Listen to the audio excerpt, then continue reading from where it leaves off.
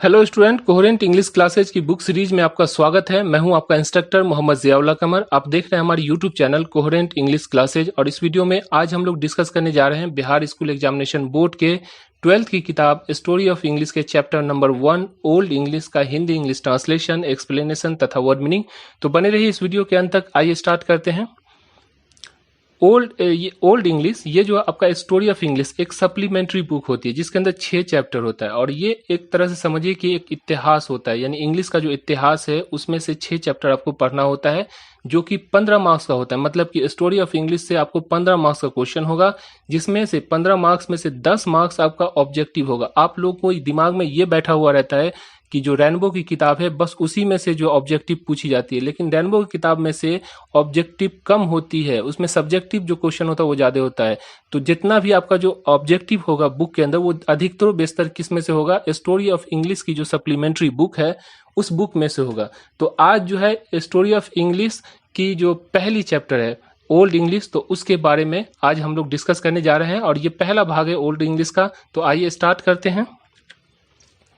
The first period in the history of English is referred to by one of the following name.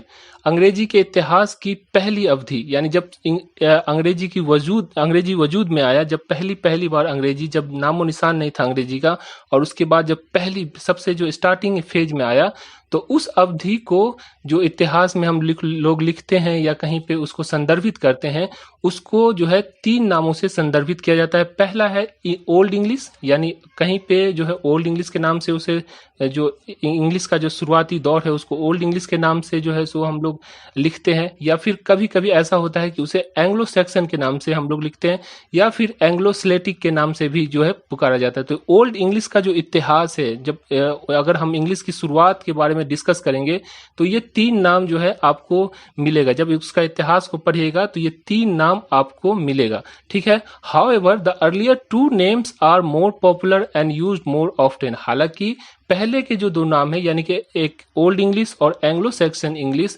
ये जो है अधिक लोकप्रिय है और अधिक उपयोग किए जाते हैं। मतलब कि अंग्रेजी की जो ओल्ड इंग्लिश के इतिहास को अगर आप पढ़िएगा तो ज्यादातर नाम ओल्ड इंग्लिश या एंग्लो सैक्सन के नाम से आएगा। कहीं कहीं पे जो है एंग्लो स्लेटिक नाम से जो है इसे रेफर किया जाता है। तो ज्यादातर अधिकतर जो है ओल्ड इंग्लिश और एंग्लो सैक्सन इंग्लिश बहुत अधिक मात्रा में इस्तेमाल होते हैं और ये बहुत ही फेमस है, मतलब कि लोकप्रिय है और बहुत ज्यादा उपयोग किया जाता है। और एंग्लो स्लेटिक नाम का उपयोग जो है नहीं किया जाता है, या फिर बहुत कम मात्रा में किया जाता है। The story of English begin with the coming of Anglo Saxon from Europe to mainland Britain. यानी कि अंग्रेजी का जो इतिहास है, मतलब अंग्रेजी का अगर इतिहास पढ़िएगा, कि अंग्रेजी लैंग्वेज की जो इतिहास पढ़िएगा तो उसकी जो स्टार्टिंग कहाँ से हुई, अंग्रेजी के इतिहास यूरोप से ब्रिटेन महाद्वीप में एंग्लो सैक्सन नाम के जो ट्राइब थे या फिर जो जाति थी उसके आगमन से शुरू हुआ, ठीक है। This period is from AD 449 to AD 1066। यह अवधि एडी 449 से लेकर 1066 तक का है। अब यहाँ पे एक वर्ड आया है, देखिए ये एडी। एडी का मतलब क्या होता है, तो एडी का मतलब और बीसी, ये 2 चीज देखिएगा जब भी आपका कोई इतिहास को पढ़िएगा आप, तो यहाँ पर लिखा हुआ रहेगा एडी और बीसी। तो इसको समझ लीजिए, ये बहुत ही आपके लिए जो इम्पोर्टेंट है।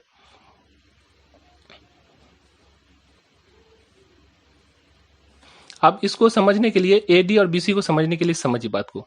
देखिए ये दुनिया में, यानी इस दुनिया के अंदर इस इंसान जो है लाखों करोड़ों अरबों साल से रह रहा है, लेकिन उसकी जो इतिहास है, अगर मान लीजिए कि 1 करोड़ साल पहले क्या हुआ था इस दुनिया के अंदर, अगर आप समझना चाहेंगे या फिर उसके बारे में जानकारी हासिल करना चाहेंगे तो आपको उसका इतिहास नहीं मिलेगा। क्यों? क्योंकि जो पहले के जो आदि मानव हुआ करते थे वो जो है पढ़ना लिखना नहीं जानते थे, जिसकी वजह से वो अपनी इतिहास या उस जमाने में क्या हुआ उसको किताबों में या कॉपी में या फिर वीडियो के माध्यम से आप सुरक्षित नहीं कर पाए, जिसकी वजह से क्या होता है कि उसका इतिहास नहीं मिलता है।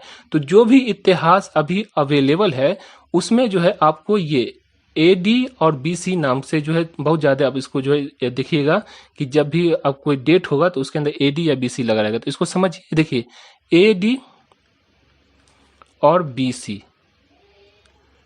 अब देखिए एडी का मतलब होता है एनो डोमिनी, ये जो है लैटिन वर्ड है एनो डोमिनी, ये लैटिन वर्ड है जिसका मतलब होता है in the years of the Lord, यानी कि भगवान के समय में। अब भगवान कौन है? देखिए, क्रिश्चियन बिलीफ के अनुसार जीसस क्राइस्ट यानी कि ईसा इब्ने मरियम, ईसा अलैहिस्सलाम जो थे वो कौन थे? उसके भगवान थे।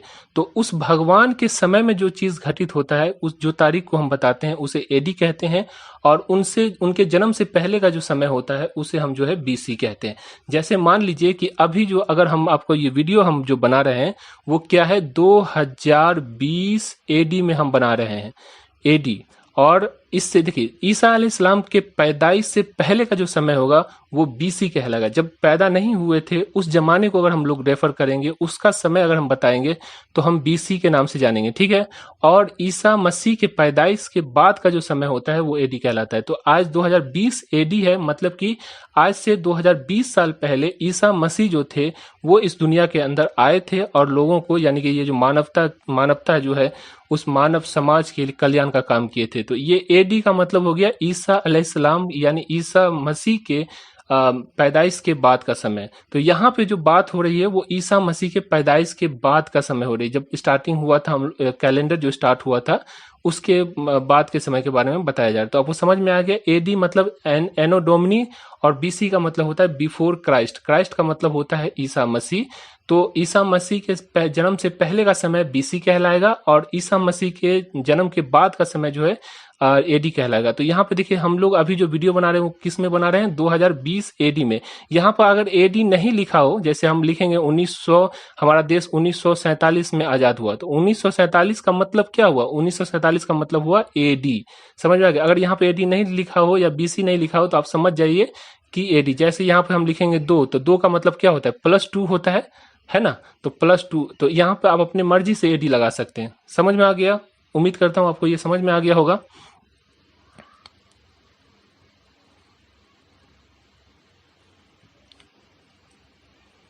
आगे चलते हैं। This 2 dates signify 2 major invasions that change the course of the history.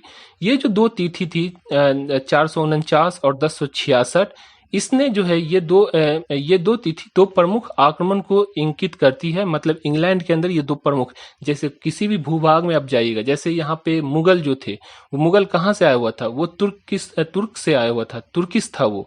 तो वो जब इंडिया के अंदर आया तो इंडिया का इतिहास चेंज हुआ। इंडिया में पहले सारे के सारे लोग हिंदू हुआ करते थे, हिंदू मजहब को मानते थे, लेकिन जैसे ही तुर्की आया तो फिर यहाँ इस्लाम का भी आना, जो इस्लाम भी आना स्टार्ट हो गया। तो इसी तरह यहाँ पे कहते हैं कि ये जो 2 तिथि थी 449 और 1066, वो 2 आक्रमण को इंकित करती है, जिसने इतिहास के धर्रे, यानी कि उसके जो इतिहास का जो, अगर वो 2 तारीख नहीं आती अगर इंग्लैंड के इतिहास के अंदर, तो उसका जो इतिहास होता कुछ और होता। उसके जो धर्रे हैं, उसके जो कर्म है, उसके जो दिशा है, उसके जो रास्ते हैं, उसको बदल दिया। तो यहाँ पे आप थोड़ा सा हम लोग जो क्या करते हैं इसके वर्ड मीनिंग को देख लेते हैं। देखिए, रेफर टू का मतलब होता है संदर्भित करना, इंकित करना, ठीक है। और उसके बाद देखिए अर्लियर का मतलब होता है पहले, है ना। और मेन लैंड का मतलब होता है महाद्वीप, ठीक है। इन्वेशंस का मतलब होता है आक्रमण। तो आगे चलते हैं। इससे पहले कि हम आगे बढ़ें, आपको बता दें कि हम लोग की जो कोहेरेंट इंग्लिश क्लासेज है उसकी कुछ किताब निकलती है, और +2 यानी कि 12th के स्टूडेंट के लिए ये 3 किताब हम लोगों की निकलती है। एक रेनबो स्टोरी ऑफ इंग्लिश और जो है ग्रामर की प्रैक्टिस सेट की किताब होती है।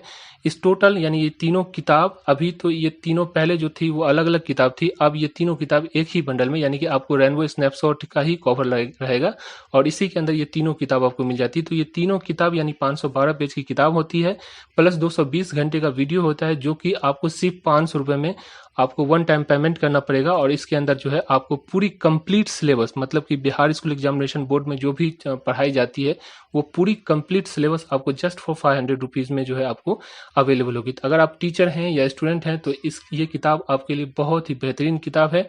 इसे आप जो है हमारी एप्लीकेशन पे ऑर्डर देकर इसे मंगवा सकते हैं। और इस किताब की या इस कोर्स की जो सबसे बड़ी विशेषता ये है कि इसमें जो है टेक्स्ट बुक जो हो, चाहे स्टोरी ऑफ इंग्लिश का हो या रेनबो की किताब हो, उसके प्रत्येक चैप्टर का हम लोग line by line Hindi English translate करके इसको समझाते हैं, एक्सप्लेन करते हैं, ठीक है। और आप इस कोर्स को अगर आप परचेज कीजिएगा, अगर स्टूडेंट हैं आप, तो अपनी मर्जी से कभी भी, कहीं भी और जितना चाहे उतना पढ़ सकते हैं। ये 220 घंटे का वीडियो होता है। अगर आपको शक होगा कि देखिए ये नवंबर का महीना है, अगर अब कोर्स अगर हम लोग लेंगे तो कब हम पढ़ पाएंगे, तो ऐसा घबराने की जरूरत नहीं है। देखिए यहाँ पे क्या होता है कि आपके ऊपर डिपेंड होता है। आप अगर 10 घंटा पढ़ना चाहें तो 10 घंटा पढ़ सकते हैं, 3 घंटा पढ़ना चाहें तो 3 घंटा पढ़ सकते हैं। तो आपके ऊपर डिपेंड होता है। आप अपनी सिलेबस को अपने अनुसार, अगर लेट से आते हैं तो थोड़ा सा ज़्यादा पढ़ना पड़ेगा। अगर शुरू में अगर आप इनरोल करते हैं तो आपको जो है थोड़ा कम पढ़ना पड़ता है, ठीक है। उसके बाद यहाँ पे क्या होता है कि समय की बचत होती है। जैसे ऑफलाइन क्लासेज में जाइएगा, जैसे हम लोग का गांव है जो कि दरभंगा से 13 किलोमीटर दूर है। अब यहाँ से बच्चा ट्रेन पकड़ के जाता है, वहाँ पढ़ता है, फिर वहाँ से ट्रेन पकड़ के आता है, तो 1 घंटा पढ़ाई करने के लिए आपको 3 घंटा जो ट्रैवल करना पड़ता है। तो इस तरह की कोई चीज़ नहीं है, ये सारी की सारी ऑनलाइन है। सिर्फ नेट होना चाहिए आपके मोबाइल के अंदर और आपके पास एंड्रॉयड मोबाइल होनी चाहिए, ठीक है। कोर्स हो या टॉपिक समय पर कंप्लीट कराया जाता है। यहाँ पे सारी चीज आपके ऊपर डिपेंड होती है। आप जितना जल्दी चाहे, अगर चाहे तो एक बार पढ़िए, अगर चाहे तो रिवाइज भी कर सकते हैं, या फिर 3-3 4-4 बार, जितनी ज्यादा आप पढ़ना चाहें उतना आप पढ़ सकते हैं। और जो है जब भी आप ज्वाइन कीजिएगा शुरू से पढ़ाया जाएगा, मतलब शुरू से आप पढ़ सकते हैं। बैच छूटने का कोई डर नहीं होता है। आप कभी चाहें तो 3 रोज लगातार 5-5 घंटा पढ़ सकते हैं, और कभी ऐसा होगा कि आप जो है 2 रोज छोड़ भी सकते हैं कोई काम की वजह से। तो ये कोर्स आपके लिए बहुत ही और सस्ती भी है और आसान भी है। तो आप इस कोर्स को जरूर परचेज कीजिए। आगे चलते हैं। The Anglo Saxon were fierce war like tribe from Europe. Anglo Saxon जो थे, ये जो जाति थी, वो यूरोप की बर्बर जाति थी। बर्बर जाति यानी लड़ाई झगड़ा करने वाली जाति थी, बड़ी लड़ाकू जनजातियां थी। And their invasion in 449 change the Celtic Britain into Germanic England. और 449 में उसके यानी कि जो एंग्लो सेक्सन के आक्रमण ने क्या किया, स्लेटिक ब्रिटेन जो था उसको जर्मनिक इंग्लैंड में बदल दिया। ये जो थे एंग्लो सेक्सन वो जर्मनी से आए हुए थे, और यहाँ पे यानी कि इंग्लैंड के अंदर जो उस समय जो जनजातियां रहती थी उसको स्लेटिक ब्रिटेन कहते थे। तो एंग्लो सेक्सन लड़ाकू जनजातियां थी, तो उसने क्या किया कि इंग्लैंड पर चढ़ाई किया, और चढ़ाई करने के बाद यहाँ जो स्लेटिक ब्रिटेन के निवासी थे उसको जो है सो लड़ाई करके जीत लिया, और उसे जो स्लेटिक ब्रिटेन था उसको जर्मनिक इंग्लैंड में कन्वर्ट कर दिया। The Norman conquest in AD 1066, और जो है 1066 में जो नॉर्मन थे वो भी यहाँ पे आए और वो विजय हो गए। Resulted in a infusion of a large number of French word into the vocabulary of English from Europe to mainland Britain.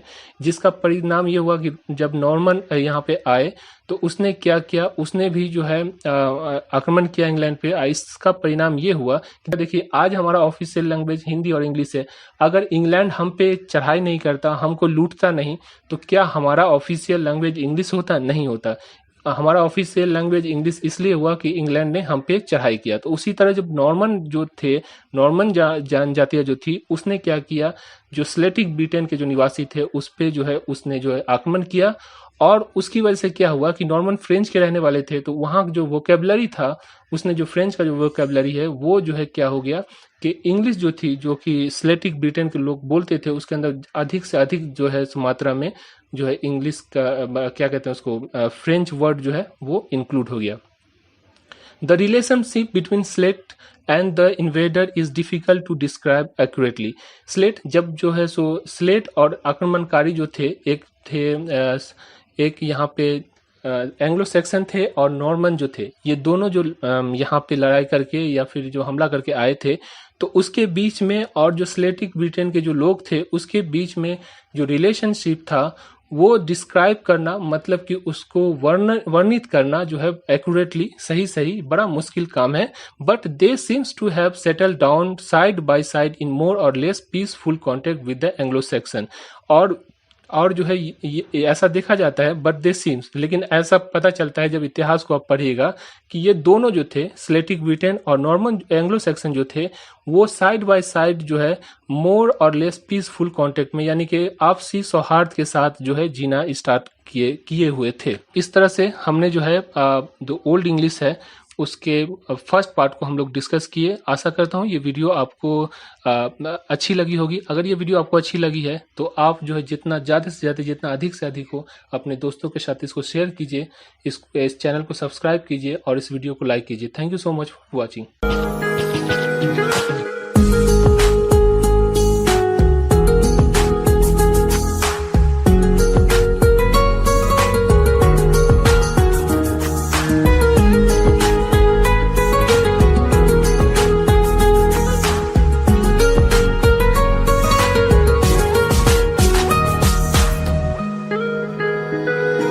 Thanks for watching video, and for more videos please subscribe our channel.